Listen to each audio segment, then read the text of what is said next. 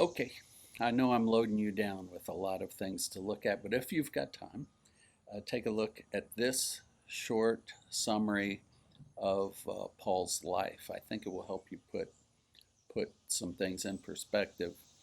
And the timeline that I'm using comes from Eugene Boring and Fred Craddock's uh, the People's New Testament commentary, which I refer to fairly regularly.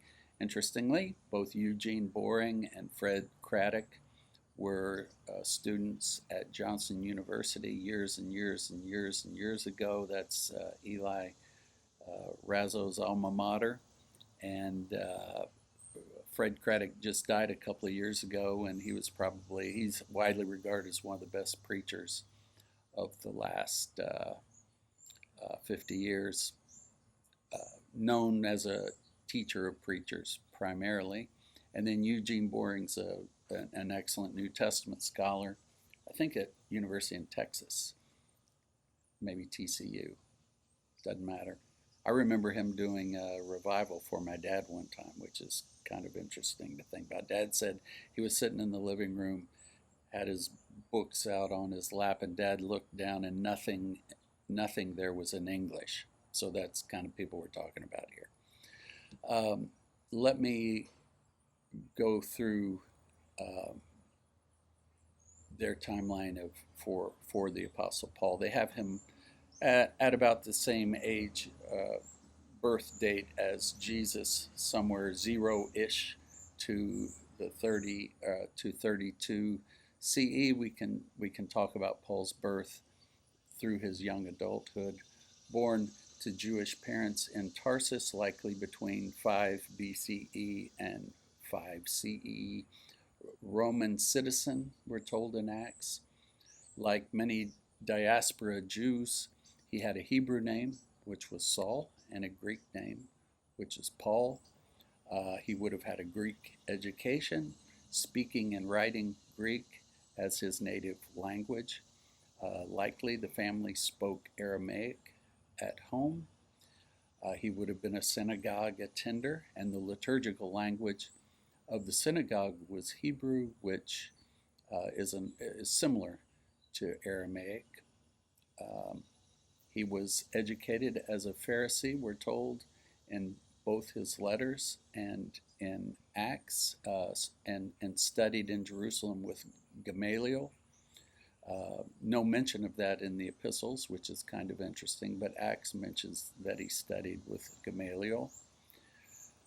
Like other Pharisees, he had a trade. He was a tent maker or leather worker, and that's mentioned several times in both Acts and his letters.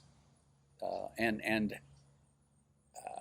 as a Pharisee would have, he continued to work in his trade as he went about his missionary work. He was, of course, famously a persecutor of the Jewish followers of Jesus. Uh, Acts talks about that, and of course, he notes that several times in his letters. In about the year 33, he received his call from God or had a conversion on the road to Damascus. After that encounter with the risen Christ, he became an ardent advocate of Christian faith. It's useful to speak of that as a call in one sense, uh, because we don't want conversion. If we use the word conversion, we don't want it to imply that Paul had some kind of a religious conversion from Judaism to Christianity. He was called, and his call is sort of reminiscent of the call of the Old Testament prophets, where God takes a person in a new direction. However, the word conversion is applicable in terms of the radical change that took place in his life. He, no doubt, did undergo a kind of conversion. In the year 36, he makes his first visit to Jerusalem for, for 15 days, which means he would have received approximately 3 years of teaching from the church in Damascus. And then he made his first visit to Jerusalem. From 36 to 50, he seems to have been engaged in missionary activity in Syria, not all of it covered by either his letters or by the book of Acts. At the end of this period, he joins Barnabas for his first missionary journey. So that likely happened right at the end of the 40s. And it was a missionary trip that was sponsored by the Antioch Church. I'm going to go ahead and change over to a graphic of his missionary journeys, just to remind you that he traveled extensively and had 3 missionary journeys, and then his trip to Jerusalem, or to Rome, at the end of his life, in order to defend himself before Rome for the charges that had been made against him back in Jerusalem to start with. So anyway, you can take a look at those and see how he ventured out first into Asia, and then increasingly started moving toward Europe, where he set up churches. At the end of that first missionary journey, he has his second visit to Jerusalem. That's in 50 or 49 sometimes, but I'll say 50. That meeting, of course, had to do with the issue of how to handle Gentile conversions. What do we do with Gentiles who want to follow Jesus? After that council, he returns to Antioch. He has a confrontation with Peter and a break with the Antioch church and Peter at that point. 50 to 56 is a period of great missionary activity, where he does missions in Galatia, Asia, and Achaia. You see a list of New Testament books here.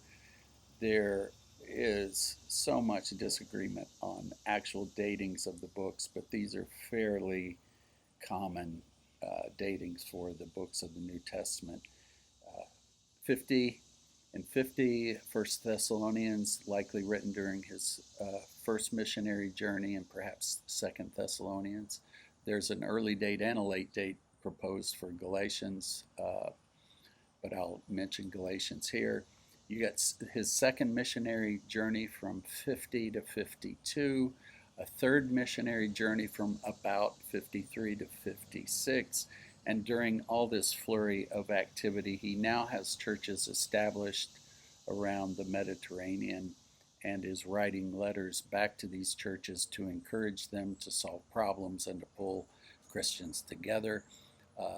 First Corinthians in about 54 to 55, Philemon, Philippians, I'll put Colossians and Ephesians here.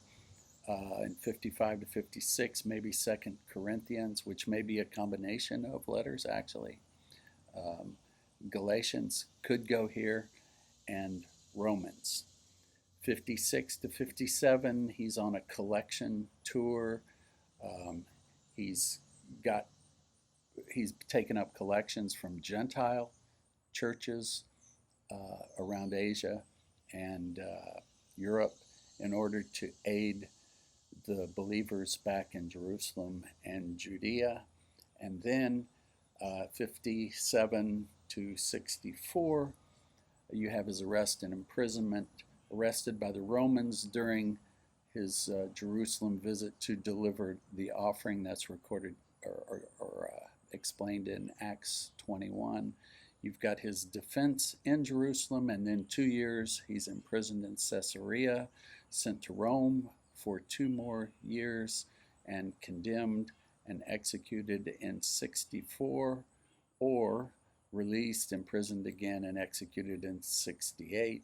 Some people think, and First Timothy, Titus, and Second Timothy are probably to be connected with those final years of imprisonment. That is a very quick rundown, but it gives you an idea of the general flow and the general busyness of his life.